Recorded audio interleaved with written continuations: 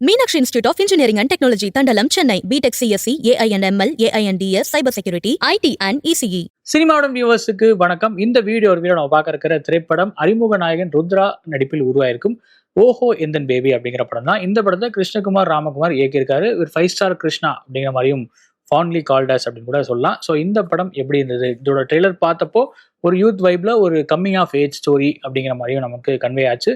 So அந்த coming of age ஸ்டோரியை எந்த அளவு சிறப்பாக கொடுத்துருக்காங்க, படத்தில் இருக்கிற ப்ளஸ் அண்ட் மைனஸ் எல்லாம் என்ன, இது எல்லாமே இந்த ரிவ்யூவில் பார்க்கலாம். வாங்க ரிவ்யூக்குள்ள போகலாம். படத்தோட ஒன்லைன் என்ன அப்படிங்கிறத பார்த்தாலும் நம்மளோட நாயகன் ருத்ரா டைரக்டர் மிஸ்கின்ட்ட அசிஸ்டண்டா இருக்காரு. எப்படியாவது டைரக்டர் ஆகணும் அப்படிங்கிறது அவரோட பெருங்கனவா இருக்கு. அதுக்காக ஆக்டர் விஷ்ணு விஷாலை பார்த்து கதைகள் சொல்றாரு. அவர் சொல்ற 2 கதைகளுமே விஷ்ணு விஷாலுக்கு சரியா செட் ஆகாம போக 3வது கதையா தன்னுடைய லைஃப் ஸ்டோரியே அவருக்கு சொல்ல ஆரம்பிக்கிறாரு. அது ஒரு ரொமான்டிக் டேல் அப்படிங்கிற மாதிரி ப்ரொஜெக்ட் பண்ணி அந்த கதையை சொல்றாரு. அந்த ஸ்கிரிப்ட் விஷ்ணு விஷாலுக்கு பிடிச்சி போயிருது.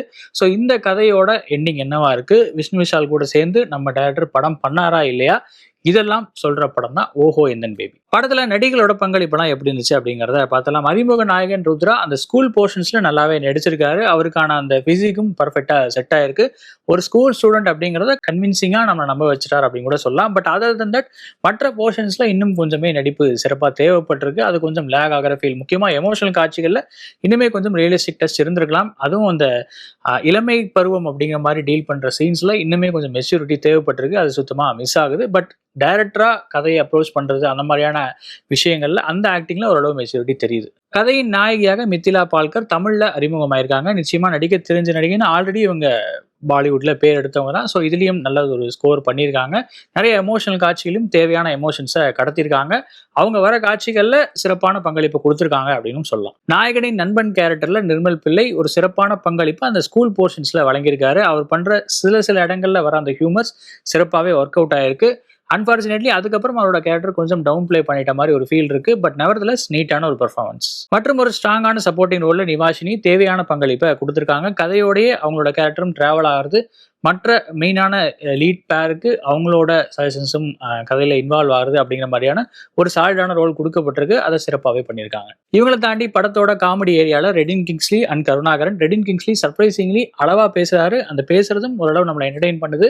நிச்சயமா அவருக்கு இந்த மாதிரியான ஒரு அண்டர் பிளேயிங் ரோல் கொடுக்கப்பட்டது ஒரு பெரிய அப்ரிஷியேட் பண்ண வேண்டிய ஒரு விஷயம் அப்படின்னு சொல்லலாம். அதே மாதிரி கருணாகரனும் அங்கங்க சில இடங்கள்ல போடுற கவுண்டர்ஸ் சிறப்பாகவே ஒர்க் அவுட் ஆயிருக்கு. ஒரு சீரியஸான கேரக்டர்ல இருந்து இப்படியான ஒரு அவுட்புட்டை எடுத்ததும் நிச்சயமா பாராட்டுகள். இவங்களை தாண்டி டைரக்டர் மிஸ்கினாவே வர டைரக்டர் மிஸ்கின், பாலாஜி சக்திவேல், கீதா கைலாசம், விஜய் சாரதி, கஸ்தூரி உள்ளிட்ட சப்போர்ட்டிங் ரோல்ஸ்ல வரவங்க எல்லாருமே சிறப்பான பங்களிப்பை கொடுத்துருக்காங்க. ஒரு சில ரோல்ஸ் கொஞ்சம் அதீத எமோஷன்ஸை கடத்துற மாதிரியும் அதீத கொஞ்சம் மெலோட்ராமா ஆங்கிள் போற மாதிரி இருந்தாலும் அந்த கேரக்டர்ல டிமாண்ட் பண்ணது அதுதான் அப்படிங்கிறத மட்டும் நோட் பண்ணிக்கலாம். அவங்களோட பெர்ஃபார்மன்ஸ்ல எந்த குறையும் இல்லை. டைரக்டர் கிருஷ்ணகுமார் ராமகுமார் முகேஷ் மஞ்சுநாத்தோட ஸ்டோரியை எடுத்துக்கிட்டு அதை ஒரு முழுநீள படமா மாத்திருக்காரு. அதுக்கு அவர் அந்த ஸ்டோரியை மவுண்ட் பண்ண விதமா இருக்கட்டும், இந்த ஸ்டோரியை இந்த ஃபார்மேட்ல சொல்லணும் அப்படிங்கிற அந்த எடுத்த டெசிஷனா இருக்கட்டும், ரெண்டுமே பர்ஃபெக்டா கிளிக் ஆயிருக்கு அப்படின்னு சொல்லலாம். போத் டெக்னிக்கல் வைஸ் அண்ட் ரைட்டிங்ல அந்த மவுண்ட் பண்ண விதம், ஸ்டோரியை ப்ரெமிஸை செட் பண்ண விதம், இப்படிதான் நான் கதை சொல்ல போறேன்னு அந்த எடுத்த அந்த பாதை அப்படிங்கிறது இந்த படத்துல சிறப்பாகவே கிளிக் ஆயிருக்கு. ஒரு கம்மிங் ஆஃப் ஏஜ் ஸ்டோரியை யூத்ஃபுல் வைப்ஸோட பிரசன்ட் பண்ணும் அப்படிங்கிற அந்த இன்டென்ஷன்லையும் ஓரளவு கரை சேர்ந்திருக்காங்க அப்படின்னு சொல்லலாம். இந்த படம் ஒரு நீட்டான பிரசன்டேஷனா மாறுறதுக்கு நிச்சயமா டெக்னிக்கல் டீமோட சப்போர்ட் தான் பில்லர்ஸா இருக்கு அப்படின்னு சொல்லலாம். ஹரிஷ் கண்ணனோட டிஓபி இந்த படத்துல நிச்சயமா அப்ரிஷியேட் பண்ண வேண்டிய ஒரு விஷயம். கலர்ஃபுல்லான ஃப்ரேம்ஸ் எங்க பார்த்தாலுமே அதை சிறப்பாகவே திரையில கொண்டு வந்திருக்காரு. அவருக்கு அந்த பிரசன்டேஷனே பாதி வேலையை பார்த்துருது அப்படின்னு சொல்லலாம். அதே மாதிரி ஆர்சி பிரணவோட எடிட் பேட்டர்னும் இந்த படத்துக்கு ஒரு பெரிய பிளஸ்ஸா இருந்திருக்கு. அவரோட குறிப்பாக அந்த சாங்ஸ்ல அவர் எடிட் பண்ண விதம், அந்த சின்ன சின்ன ஜெஸ்டர்ஸ் மூலமா வேற அந்த டிரான்சிஷன்லாம் யூஸ் பண்ண விதம், இதெல்லாமே சிறப்பாக இருந்தது. இந்த பிரசன்டேஷனே ஒரு கியூரியாசிட்டியை கிரியேட் பண்ணிடுது, இன்ட்ரெஸ்டிங்கான வாட்சாகவும் மாத்திருது அப்படின்னு சொல்லலாம். இதை தாண்டி இந்த படத்தோட இன்னொரு பெரிய சப்போர்ட்டிங் பில்லர் நிச்சயமா மியூசிக் டைரக்டர் ஜென் மார்டின் தான். அவரோட பேக்ரவுண்ட் ஸ்கோர் ஆகட்டும், பாடல்களாக இருக்கட்டும், இந்த படத்தோட ஒரு பெரிய பிளஸ் அப்படின்னே சொல்லலாம். நிறைய இடங்கள்ல அந்த கதை தர வேண்டிய வைப்ஸை அந்த சாங்ஸ் தந்துடுது அப்படின்னு சொல்லலாம். பாடல்கள் எதுவுமே கொஞ்சம் அங்கங்க ஸ்பீட் பிரேக்கர் மாதிரி கதையை டிஸ்டர்ப் பண்ற மாதிரி வந்தாலுமே கேட்க நல்லா இருக்கு அப்படிங்கிறது ஒரு ப்ளஸ் பாயிண்ட். அந்த பிஜிஎம்லையும் நல்லாவே ஸ்கோர் பண்ணியிருக்காரு. இந்த படத்திலே சர்ப்ரைசிங்கான ஒரு விஷயமா இருந்தது விஷ்ணு விஷாலோட கேமியோ தான். அந்த கேரக்டரை படம் ஃபுல்லா வர மாதிரியும் மாத்திருந்தாங்க. அந்த நரேஷன் அகைன் அந்த ஸ்டோரியை மவுண்ட் பண்ண விதம் அப்படின்னு சொல்லியிருந்தேன் இல்லையா, அதுக்கு இந்த கேரக்டர் சிறப்பாகவே ஒர்க் அவுட் ஆயிருக்குன்னு நினைக்கிறேன். விஷ்ணு விஷாலை ஆக்டராகவே வச்சுக்கிட்டு அவர் மூலமா இந்த கதையை ஃபிளாஷ்பேக்ல விரிச்சது அப்படிங்கிறது நல்லது ஒரு ஐடியா தான். அண்ட் விஷ்ணு விஷால் ஆரம்பத்தில் வர சில போர்ஷன்ஸும் என்டர்டெய்னிங்காகவே இருந்தது. மெட்டா மாதிரி சில விஷயங்கள் ட்ரை பண்ணியிருந்தாங்க. ஆர்டிஸ்ட் தொலைஞ்சது அப்படிங்கிற மாதிரியான ஒரு காமெடியா இருக்கட்டும், அண்ட் விஜய் அஜித் ரெஃபரன்சஸா இருக்கட்டும், இது எல்லாமே ஸ்பூஃபாவும் மெட்டாவாவும் சிறப்பாகவே கிளிக் ஆயிருந்தது. இந்த மோட்லயே படம் போயிருக்கலாமே அப்படின்னு கூட நம்மள ஃபீல் பண்ண வச்சது அப்படின்னு சொல்லலாம். படத்துல இதெல்லாம் பெட்டரா இருந்திருக்கலாம் அப்படிங்கிறத பார்த்தலாம். ஸ்கூல் போர்ஷன்ஸ் அளவுக்கு பின்னாடி வர காட்சிகள் நம்மள எதுவும் பெருசா இம்ப்ரெஸ் பண்ணாது. இந்த படத்தோட ஒரு பெரிய மைனஸ். எமோஷனலா நம்மள எமோட் பண்ண விடாத காட்சிகள் தான் செகண்ட் ஹாஃப் ஃபுல்லாவே நிறைஞ்சிருக்கு. பார்க்க நல்லா இருக்கு. பட் ஸ்டில் அந்த கேரக்டர்ஸோட நம்மளால ரிலேட் பண்ணிக்க முடியாத ஒரு ஃபீல் இருந்துகிட்டே இருக்கு. அது இந்த படத்தோட ஒரு பெரிய மைனஸ். அதுக்கு என்ன காரணம் அப்படின்னு பார்த்தா, இந்த கதையில இருக்கிற கான்ஃபிளிக்ட் அப்படிங்கிறது கொஞ்சம் ஸ்ட்ராங்கா இல்லாத ஒரு ஃபீல் இருக்கு. ஒரு மிஸ்கம்யூனிகேஷன் தான் இந்த கதையில இருக்கிற பெரிய கான்ஃபிளிக்ட் அப்படிங்கிறப்போ, அது பேசினா சரியாயிருமே அப்படிங்கிற ஒரு மைண்ட் செட்ல நாமளுமே இந்த படத்தை பார்க்க ஆரம்பிச்சிடும். ஸோ இது ஈஸியா சால்வ் ஆகிற பிரச்சனை தானே அப்படிங்கிற மைண்ட் செட் நம்ம ஆட்டோமேட்டிக்கா நமக்கு வந்துருது. அதனாலேயே இதுல இருக்கிற விஷயங்களை நம்மளால சீரியஸா எடுத்துக்க முடியலையோ அப்படிங்கிற ஒரு ஃபீலும் இருக்கு. அதே மாதிரி படத்துல டேபோ அப்படின்னு சில விஷயங்கள், அதாவது பொது சமூகத்தில் அந்த பார்வையில பார்க்கப்படுற விஷயங்களை அணுகியிருக்காங்க. டீனேஜ் லவ் பத்தி பேசுறாங்க. அதே மாதிரி பையனை விட பெண்ணுக்கு அதிகமான ஏஜ் இருக்கிற மாதிரியான ஒரு ரிலேஷன்ஷிப்பை பத்தி சொல்றாங்க. அதே மாதிரி சேம் செக்ஸ் லவ் பத்தியும் சில இடங்கள்ல அட்ரஸ் பண்றாங்க. பட் இது எல்லாமே ரொம்ப மேம்போக்கா இருக்கு.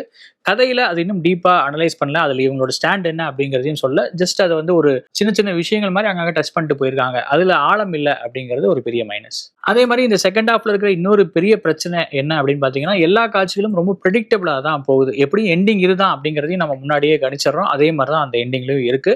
இது ஒரு பெரிய சிக்கல். உதாரணத்துக்கு ஒரு விஷயம் சொல்லணும் அப்படின்னா, அந்த விசா மேட்டரை வச்சு ஒரு ட்விஸ்ட் வரும்.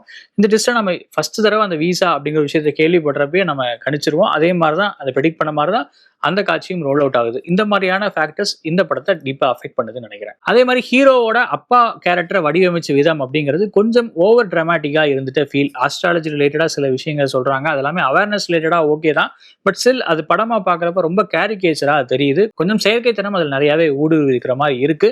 அதை கொஞ்சம் தவிர்த்திருக்கலாம். அது இன்னும் கொஞ்சம் கிரவுண்டடா அப்ரோச் பண்ணிருக்கலாம். இப்படி நிறையவே clichés and unrealistic turn arounds படம் ஃபுல்லாவே நிரம்பி இருக்கிறது செகண்ட் ஹாஃப்ல. அது இந்த படத்தோட ஒரு பெரிய டிராபேக். இன்னொரு முக்கியமான விஷயம் சொல்லணும் அப்படின்னா, இந்த படத்துல டாக்ஸிக் பாய் ஃப்ரெண்ட் அப்படிங்கிற மாதிரியான ஒரு கேரக்டர் தான் கொடுக்கப்பட்டிருந்தது. அகைன் அதுதான் நமக்கு படம் ஃபுல்லாவே கன்வே ஆகுது. இந்த ரிலேஷன்ஷிப்ல பாய் ஃப்ரெண்டு தானே டாக்ஸிக்கா இருக்காரு அப்படிங்கிறதா நம்மளோட எண்ணமாவும் இருக்கு. பட் போக போக போக கிளைமேக்ஸ்ல கிட்டத்தட்ட எப்படி கொண்டு போறாங்க அப்படின்னா, அந்த கேர்ள் ஃப்ரெண்டை வந்து கில்ட் ட்ரிப்ல தள்ளுறாங்க. அவங்க பண்ணது தப்பு அப்படிங்கிற மாதிரியான காட்சிகளும் வைக்கிறாங்க. இதை நிச்சயமா தவிர்த்திருக்கலாம். அந்த மாதிரியான வசனங்கள், அந்த மாதிரியான காட்சிகள் சுத்தமா ஒட்டவே இல்லை. ஏன்னா பார்க்குற நமக்கே தெரியுது இதுல பிரச்சனை யாருக்கிட்ட அப்படிங்கிறது. ஸோ அந்த இடத்துல வேற மாதிரி கொஞ்சம் அப்ரோச் பண்ணிருக்கலாமோ அப்படிங்கிற ஒரு ஃபீலும் இருக்கு. படத்தோட ஓவரால் வேர்டிக்ட் என்ன அப்படின்னா, நிச்சயமா டெக்னிக்கல் வைஸ் பிரசன்டேஷனா நீட்டாவே பண்ணியிருக்காங்க. ஒரு இன்ட்ரெஸ்டிங்கான வாட்சா அதுவே மாத்திருது அப்படின்னு கூட சொல்லலாம். பட் போக போக ரைட்டிங்ல இருக்கிற பிரச்சனைகள் நம்மள ரொம்பவே டிஸ்டர்ப் பண்ணுது. அதனாலே இந்த படத்தை வந்து ஒரு ஆவரேஜ் வாட்ச் அப்படிங்கிற மாதிரி ரேட் பண்ணுவேன். ஒருவேளை இந்த படத்தை நீங்க பார்த்துருந்தீங்க அப்படின்னா உங்களோட வியூ என்ன அப்படிங்கிறத கமெண்ட்ல சொல்லுங்க. வேற ஒரு வியூ உங்களை மீட் பண்ண. நன்றி, வணக்கம். இன்றைய மாணவர்கள் அதிகம் விரும்பும் IT, AI, data science, cyber security, ECE போன்ற பிடெக் படிப்புகளை வழங்குகிறது Meenakshi institute of engineering and technology, Thandalam. 2025-26 ஆண்டுக்கான அட்மிஷன் நடைபெறுகிறது.